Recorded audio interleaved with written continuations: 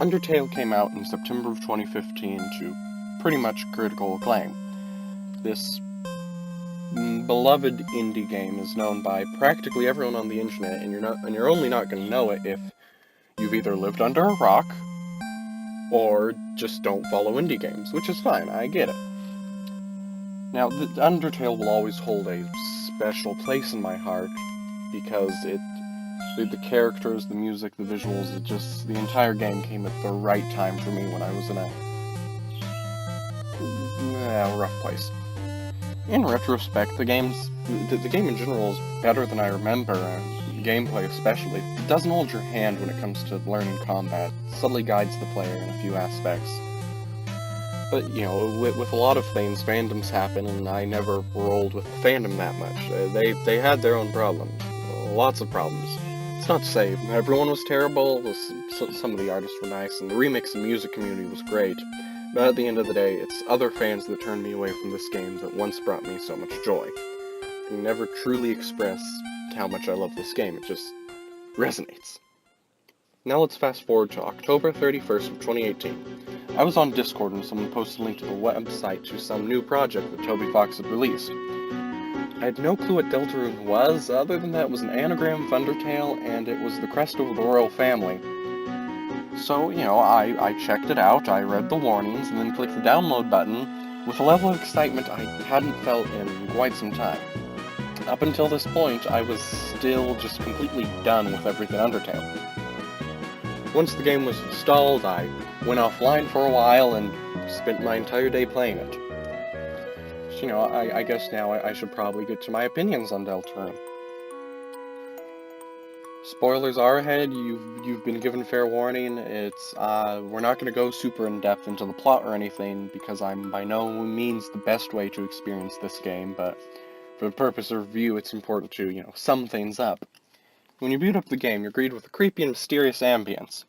Voice says some cryptic messages, you make a vessel for this world, select your favorite blood type, name the vessel, then you name yourself. Just normal game things. Once you get done with that, the game tells you that your vessel will be discarded because we don't get to choose who we are in this world. Our choices don't really matter. Get used to hearing that, by the way. Next thing you know, you wake up in the morning, Toriel's there telling you that you're going to be late for school. The character you play as is named Chris, and isn't Frisk, and looks kind of like Kara, but it's probably nothing. Also around the surface. You walk around, you examine things, then you go outside where Toriel is waiting. You both drive to the school, and then you walk off to class. From there you meet Susie, a professional mean girl and bully. You're both sent on a grand quest to fetch chalk from the supply closet. Once you leave the classroom, you catch Susie eating some chalk, and then she bowls you around, asks you a question, but you don't get to answer because, according to her, your choices don't matter. The door slams shut, and next thing you know, you're both falling into an infinite void of darkness. Man, this is starting to sound like a Kingdom Hearts game. As you plummet into the infinite void, everything goes black, and now you're waking up on the cold hard floor of a cave, much like the first game. Also, you look like the guy from Hyperlight Drifter now. This is probably nothing, but, Matt Pat, I demand a theory on this. After walking around and solving a puzzle, you meet up with Susie, and she's also dressed differently. It's weird. Oh yeah, and she's got an axe, which is cool. Continuing forward, you find yourself in front of a castle, and upon entering, you meet a mysterious prince named Ralsei. Ralsei, we're gonna go with Ralsei. Ralsei tells you about a prophecy detailing that one day two heroes from the land of light will fall into the land of darkness and team up with a prince to save the world from destruction. Just as he finishes, a small child named Lancer shows up, and according to him, he's the bad guy and wants to stop you because his dad said so.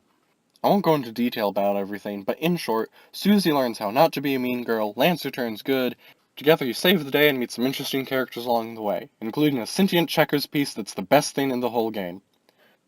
Along the way, you learn that everything about this world seems to be themed around board games and cards. Very suspicious. Once you defeat the king, you can say goodbye to all of your friends, and then head home. As you're leaving, Ralsei also reveals that he is a goat child. When you and Susie return to the surface, you find yourselves in an old abandoned classroom.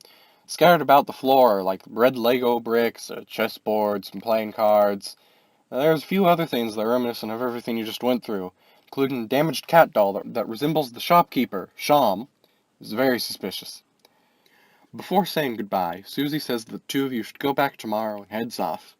From here you can explore the town as much as you want, find many cool and sad things, along with a few things that are kinda confusing. You return home to your nice, soft, comfortable bed and everything fades to black. And then there's a cutscene where Kara returns and it's very ominous and spooky, and then the credits roll and it's very calm and relaxing and made me cry. Let's talk gameplay. Well, firstly, Toby decided he wanted a little more A in his RPG, if you know what I mean. Combat looks more dynamic, you have an actual party, there's a magic system for your party members, things are in full color during battles. It's a really cool step up from Undertale's combat. Deltarune still plays roughly the same though, everything you'd be used to, plus the new battle mechanics and a run button.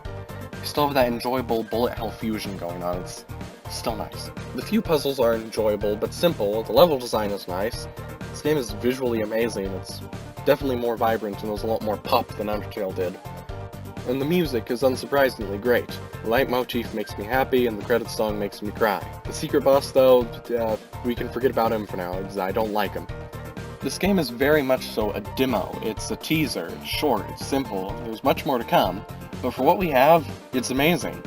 I enjoyed it as much as I did Undertale, and it's perfect for what it is, a short, playable teaser. So my opinion on this game is simple. I love it. Can't wait for what Toby has stored in the future. Now originally I was going to end this video with a kind of mini theory, I had a lot of stuff prepared and it was going to be fun.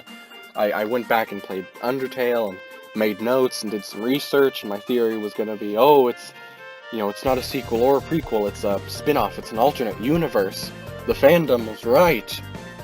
But then I checked Toby Fox's Twitter account and he had posted a link to what was essentially a blog post detailing his own thoughts, and I no longer had a theory. I'll link the post in the descriptions below. In short, he says that essentially Deltarune is different from Undertale. Whatever ending you got in Undertale is the ending for those characters. So technically, yeah, it's an AU.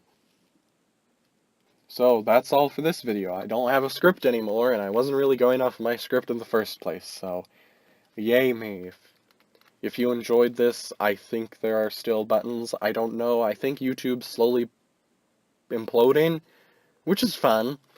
If you like this video, you can go to my channel and check out, like, the few other videos I might have. I don't know if I ever upload, because time's irrelevant. Bye.